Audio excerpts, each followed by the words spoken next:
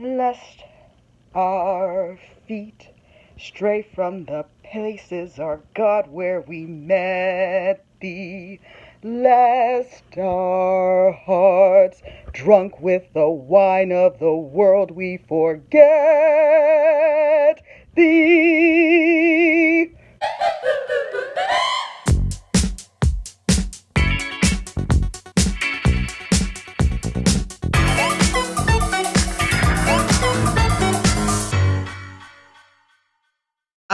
But I'd written Tougaloo off. I was so mad. I was like, I knew that it was a good school. I knew Doctors Eddie and Maxine, both doctors, Jones, were Tougalooans from the '70s era, and they had two daughters who had followed their tradition and gone to Tougaloo, who were at Tougaloo at the time that I applied. But I just hadn't heard anything. I'd done a campus visit. It was a weird campus visit. Nobody was there. It was spring break for them. It was cold. It was wet. There was hanging moss. But when I set foot on that campus, I felt this jolt um, and a connection to it. And so because I had felt that connection, I was actually really angry that I hadn't heard anything back from the school. And y'all might have noticed a pattern with me. Like when someone kind of tears their britches with me, I'm kind of done with it. So I was like, okay, that's it. I'm going to Arkansas. Had a roommate, room assignment. I was assigned to Hots Hall as a freshman. And that was all she wrote. I was going to Arkansas, woo pig. And had a transcript and everything. Day of graduation from Fayetteville High School. Purple dogs, not to be confused with those red dogs to the north. Saturday, May 23rd, 1998. I received two things with my name on it in the mail that day. One was a packet, an envelope packet from Tougaloo College, and the other was a free promotional set of stockings from like Legs or Hanes or somebody like that. I remember taking the packet from Tougaloo, not even opening it, throwing it on the sofa, threw it over the back of the sofa onto the seat, picked up the free stockings, took them out, shook them, put them on, put my red dress on under my purple gown, favorite purple dogs now, went to the graduation, gave my speech, did my thing, thought nothing else of Tougaloo College. Well, not at all. But I said, let me open this thing. I opened it up and I remember my jaw dropping because I opened this envelope and I have an offer of a full presidential scholarship from Tougaloo College, full admission, full ride.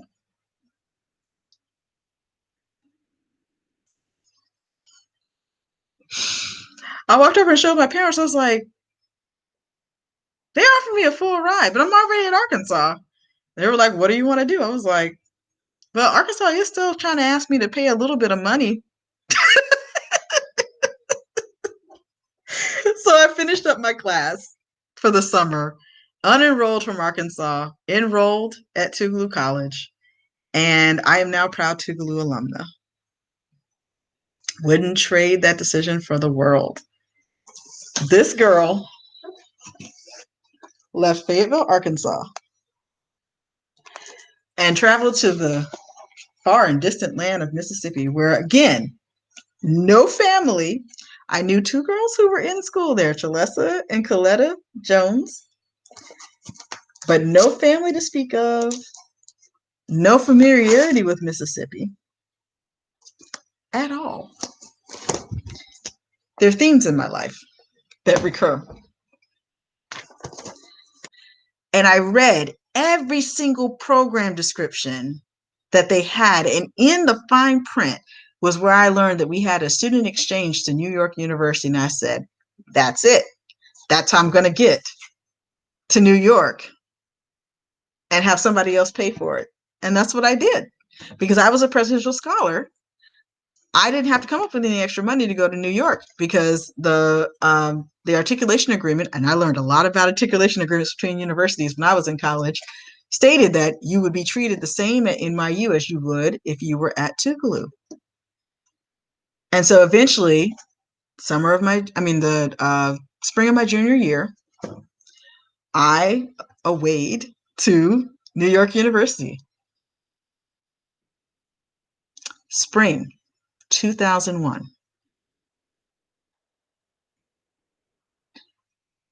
Giuliani was mayor. I worked a part-time job at a nonprofit called Trees New York for a woman named Barbara Eberschmidt, who taught me one of the most important lessons ever of my life. As I very astutely negotiated my salary with her to work 10 hours a week, just so I could have a little change while I was there, because all my bills were covered. She asked me what I needed to make, what I wanted to make per hour. And at that point in my life, based on my work experience, I think the most I had ever made an hour was, like, remember y'all, minimum wage was garbage back then.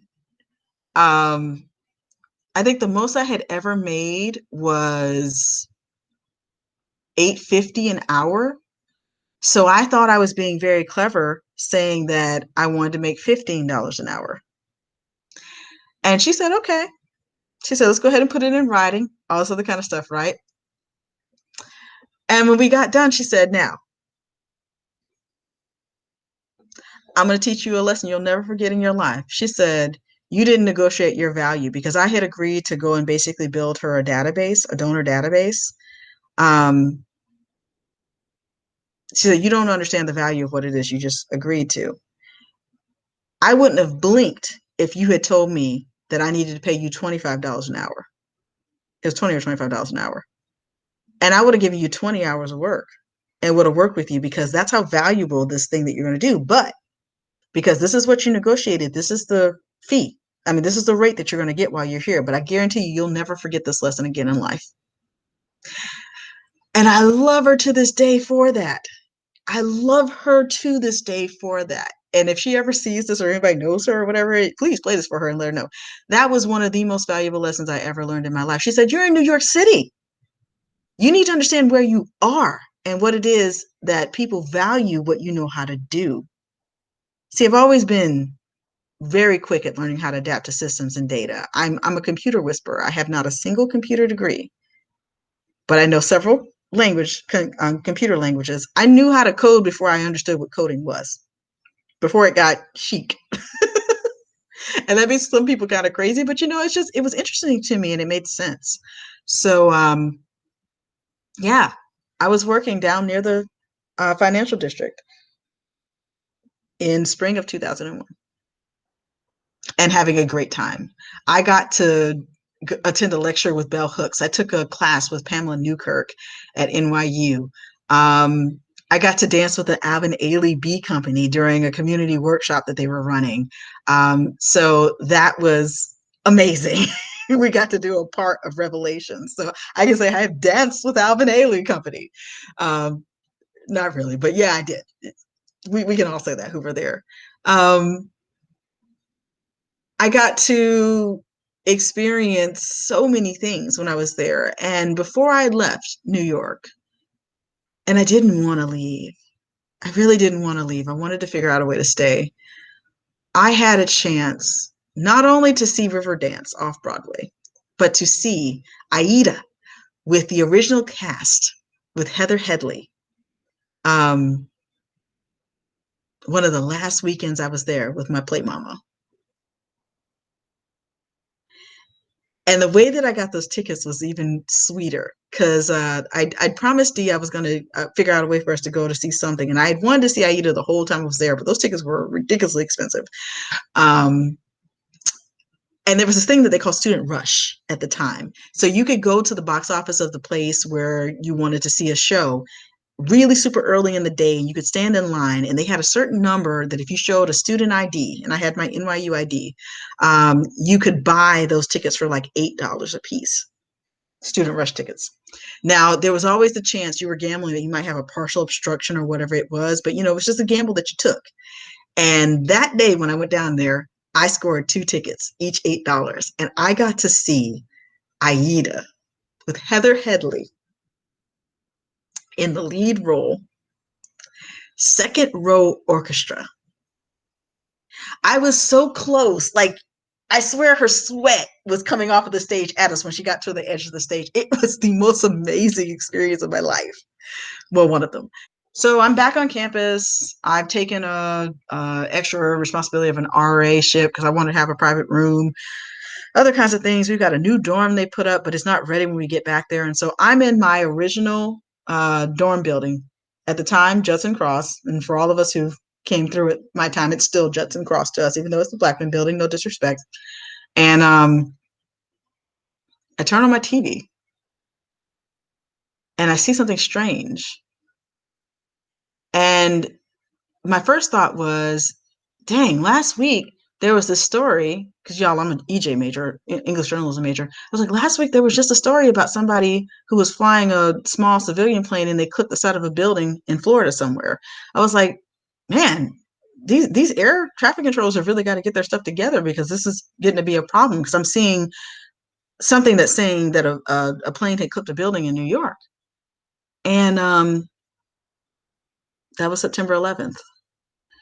And about 5 minutes after I had turned that on, I wasn't really listening to it. I kind of had it turned down. I turn and I look at the TV, and I saw the second plane as it came around and crashed into the building.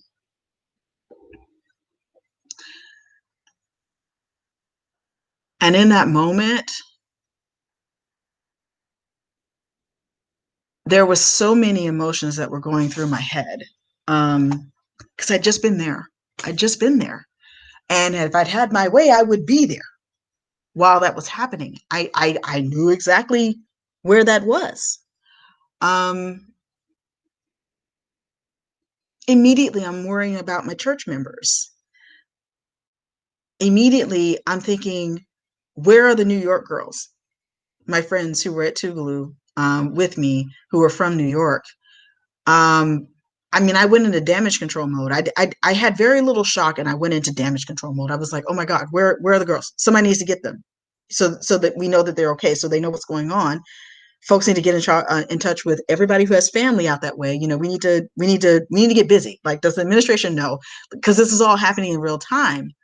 And you know, I'm an RA, so I'm like, we got to get this together. That's what I do. I tend to go into damage control mode first, and then I freak out later, in private, usually. It was about 3 or 4 years before I could even go back to New York. While I was in grad school at Ohio State, I took a trip over to go see Thoroughly Modern Millie with a crew of girls, wonderful girls. And we just decided that's what we were going to do. We were going to go down the Jersey Shore. But this was going to be my first time back in the city. And I knew that before we left the city, I needed to go and see. I needed to go and see it. And I remember getting to the edge of it and standing at the fence that they had erected. And it was quiet. Um, it was quiet and not at the same time. There was an energy staring into that pit that I've never experienced in my life, again to this day. And it was rough because I'm thinking about how I crossed this path so much in the time that I was fortunate enough to live in what I call old New York, because New York was not the same after that. New York City was not the same after 9/11.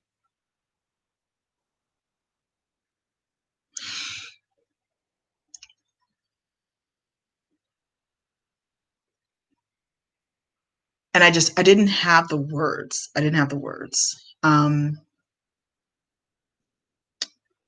That was 2003, I want to say. Either 2003 or the beginning of 2004 when that happened, when I made that trip. The next time I went to New York City